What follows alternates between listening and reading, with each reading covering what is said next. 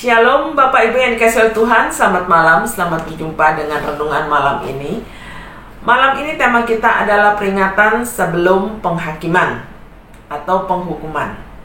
Bapak Ibu yang dikasihi oleh Tuhan, di dalam kehidupan kita adalah hal yang biasa kalau kita di dalam pergumulan yang berat dan yang bertubi-tubi yang membuat kita sangat menderita. Kita seringkali bertanya pada Tuhan, Tuhan, apa ya maksud dan rencana Tuhan di balik semuanya ini? Gitu ya. Kita sering kali bertanya seperti itu. Dan sangat langka anak Tuhan bertanya ketika dia dapat berkat yang luar biasa begitu ya, terus bertanya, Tuhan, apakah rencana dan maksudmu dengan berkat yang luar biasa ini? Jarang ya. Banyakan ya hanya mengucap syukur gitu dengan berkat yang berlimpah gitu ya. Nah, sebenarnya waktu kita bertanya, Tuhan, apa maksud dan rencana Tuhan, begitu ya, seringkali juga kita mendapatkan jawabannya setelah masalah-masalah kita selesai. Setelah kita selesai, lalu kita menengok ke belakang dan melihat, oh ternyata ini toh maksud dan rencana Tuhan. Kita baru mengerti dan merasa Tuhan menjawab gitu ya, apa yang menjadi pergumulan kita tadinya, yang kita tidak tahu tentang rencana Tuhan, akhirnya kita tahu setelah semuanya selesai. Pertanyaannya, apakah selalu Tuhan menyatakan kehendaknya atau rencananya itu setelah semuanya selesai? Malam ini saya mengajak kita semua merenungkan bagian firman Tuhan dari Amos pasal 3 ayat yang ke-7. Demikian firman Tuhan. Sungguh, Tuhan Allah tidak berbuat sesuatu tanpa menyatakan keputusannya kepada hamba-hambanya, para nabi. Bapak Ibu yang dikasihi oleh Tuhan, melalui satu ayat ini, dalam Amos 3 ayat 7, kita baru menyadari bahwa ternyata Tuhan itu tidak melakukan segala sesuatu atau tidak berbuat segala sesuatu tanpa menyatakan keputusannya atau kehendaknya atau rencananya kepada hamba-hambanya, yaitu para nabi pada waktu itu. Ya, kita harus menyadari bahwa pada waktu itu Tuhan tidak langsung berbicara kepada bangsa atau umatnya, tapi melalui para nabi yang menjadi penyambung lidah Allah. Nabi Amos menjadi penyambung lidah Allah bagi bangsa Israel pada waktu itu. Dan Nabi Amos mengatakan kepada bangsa Israel, mungkin dari ayat 1 sampai ayat ke-7, itu semua berbicara tentang bagaimana sesungguhnya Tuhan itu pasti melakukan tindakan itu sudah memberitahu dulu. Tidak tiba-tiba melakukan dan menjadi sesuatu yang rahasia di antara bangsa Israel. Jadi maksudnya adalah Tuhan sudah menyatakan rencananya kepada bangsa Israel melalui nabinya Amos. Rencana apa yang Tuhan katakan? Ini berkaitan memang dengan penghukuman atau pengadilan yang Tuhan lakukan kepada bangsa Israel. Penghakiman atau penghukuman yang Tuhan lakukan pada bangsa Israel yang pada waktu itu sudah memberontak, berubah setia, dan tidak mengindahkan perintah Tuhan.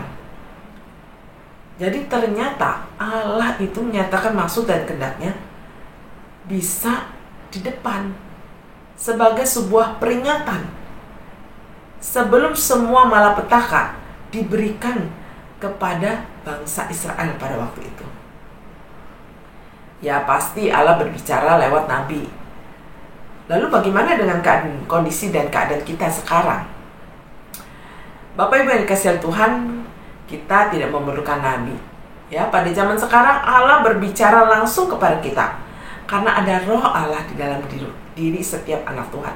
Ada Roh Kudus yang terus mengingat dan membimbing kita untuk mengetahui rencana dan maksud Tuhan. Roh Kudus terus berbicara kepada kita untuk memberikan peringatan-peringatan. Bapak Ibu yang dikasihi Tuhan, ketika peringatan diberikan kepada bangsa Israel pada zaman Nabi Amos, bangsa Israel tidak mengindahkannya. Bangsa Israel tetap tegar tengkuk. Dan akibatnya apa yang dikatakan itu terjadi. Penghukuman itu terjadi atas bangsa Israel. Berbeda sekali ketika Allah memperingati bangsa Niniwe melalui Nabi Yunus. Ya. Bangsa Niniwe berubah, bertobat dan berbalik kepada Allah, sehingga penghukuman tidak terjadi.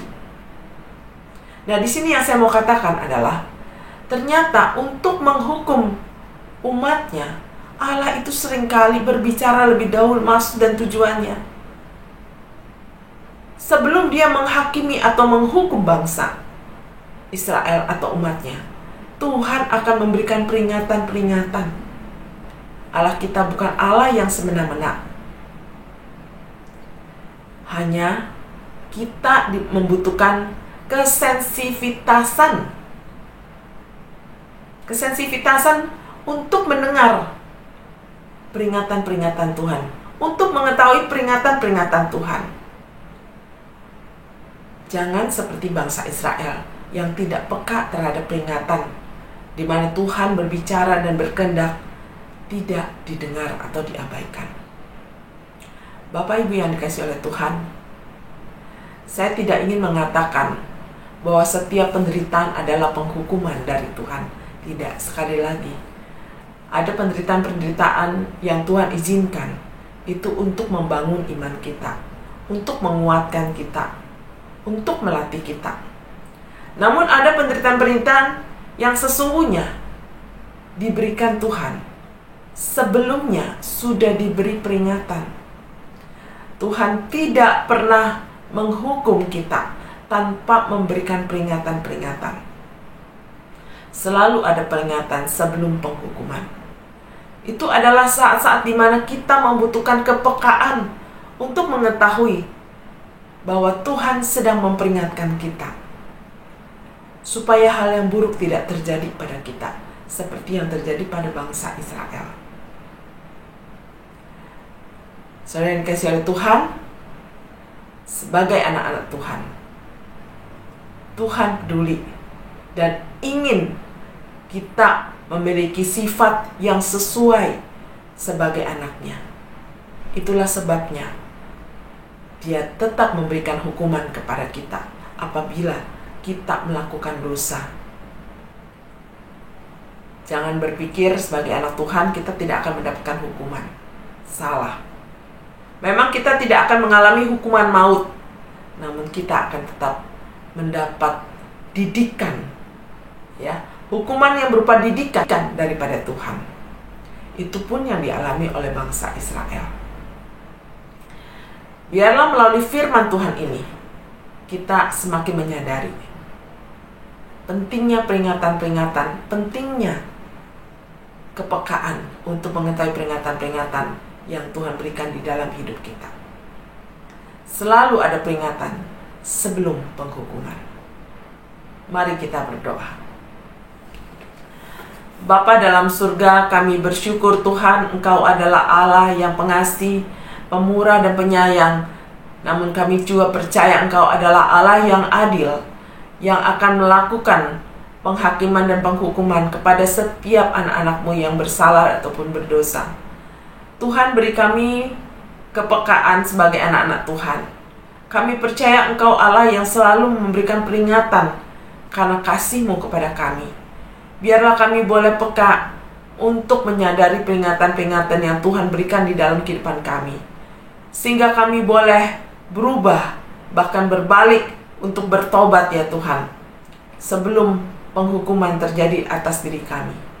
Kami mohon campur tangan Tuhan kepada setiap kami. Biarlah segala penderitaan yang kami alami ini bukanlah akibat kami tegar tengkuk seperti bangsa Israel. Namun Tuhan, kalau kami sampai mengalaminya, beri kami kemampuan untuk melihat dan berubah. Melihat hukuman sebagai didikan Tuhan, bukan justru mengalami kepahitan.